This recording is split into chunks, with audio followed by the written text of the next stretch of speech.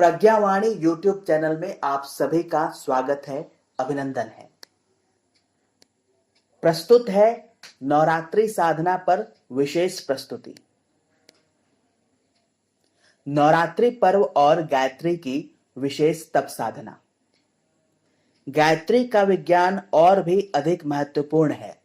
उसके शब्दों का गुंथन स्वर शास्त्र के अनुसार सूक्ष्म विज्ञान के रहस्यमय तथ्यों के आधार पर हुआ है। इसका जप ऐसे शब्द कंपन उत्पन्न करता है जो उपासक की सत्ता में उपयोगी हलचलें उत्पन्न करे, प्रसुप्त दिव्य शक्तियों को जगाए और सत प्रवृत्तियां अपनाने की उमंग उत्पन्न करे। गायत्री जप के कंपन साधक के शरीर से निश्चित जाकर समस्त वातावरण में ऐसी हलचलें उत्पन्न करते हैं जिनके आधार पर संसार में सुख शांति की परिस्थितियां उत्पन्न हो सकें। भारतीय धर्म की उपासना में प्रातः सायं की जाने वाली संध्या विधि मुख्य है। संध्या कृत्य यों संप्रदाय मद में कई प्रकार किए जाते हैं, पर उन सब में गायत्री का समावेश अनिवार्य रूप से होता है। गायत्री को साथ लिए बिना संध्या संपन्न नहीं हो सकती। गायत्री को गुरु मंत्र कहा गया है। यज्ञोपवीत धारण करते समय गुरु मंत्र देने का विधान है। देव मंत्र कितने ही हैं? संप्रदाय भेद से कई प्रकार के मंत्रों के उपासना विधान है, पर जहां तक गुरु मंत्र शब्द का संबंध है वह गायत्री के साथ ही जुड़ा हुआ है। कोई गुरु किसी अन्य मंत्र की साधना सिखाए तो उसे गुरु का दिया मंत्र तो कहा जा सकता है, पर जब भी गुरु मंत्र शब्द को शास्त्रीय परंपरा के अनुसार प्रयुक्त किया जाएगा तो उसका तात्पर्य गायत्री मंत्र से ही होगा। इस्लाम धर्म में कलमा का, ईसाई धर्म में बपतिस्मा का जो अर्थ है वही हिंदू धर्म में अनादि गुरु मंत्र गायत्री को प्राप्त है।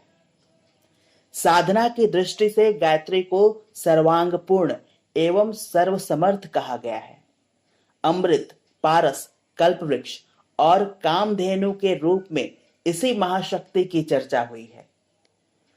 पुराणों में ऐसे अनेकानेक कथा प्रसंग भरे पड़े हैं जिनमें गायत्री उपासना द्वारा भौतिक रिद्धियां एवं आत्मिक सिद्धियां प्राप्त करने का उल्लेख है।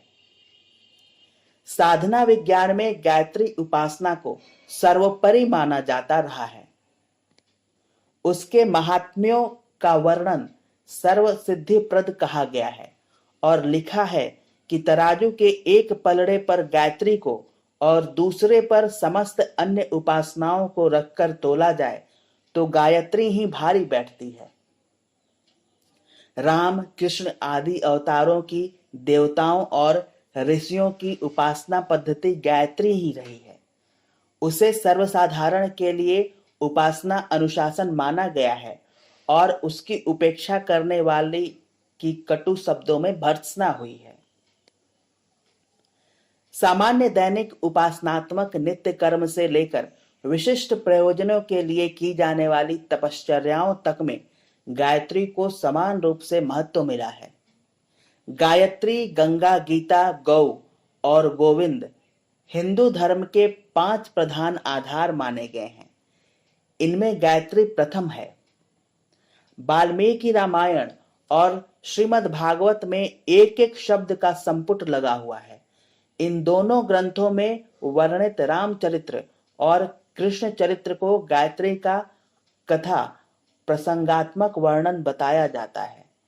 इन सब कथनोपकथनों का निष्कर्ष यही निकलता है कि गायत्री मंत्र के लिए भारतीय धर्म में निर्विवाद रूप से सर्वोपरि मान्यता मिली है।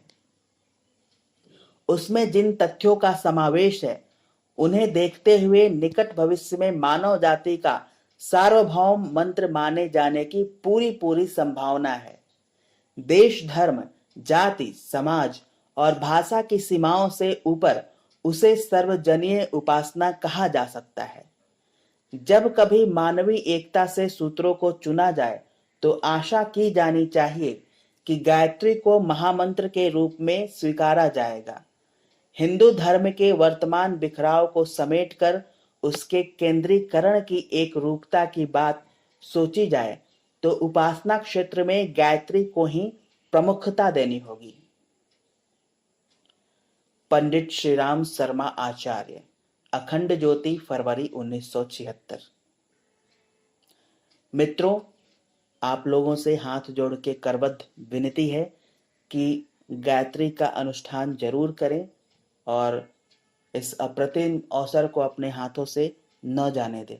इस वीडियो के अंत में हमने गायत्री अनुष्ठान की विधि विधान एवं साथ ही गायत्री चालीसा के साथ आप कैसे गायत्री का अनुष्ठान कर सकते हैं अगर आपके पास बहुत व्यस्तता है, तो ये दोनों ही लिंक इस वीडियो के अंत में शेयर किया जाएगा।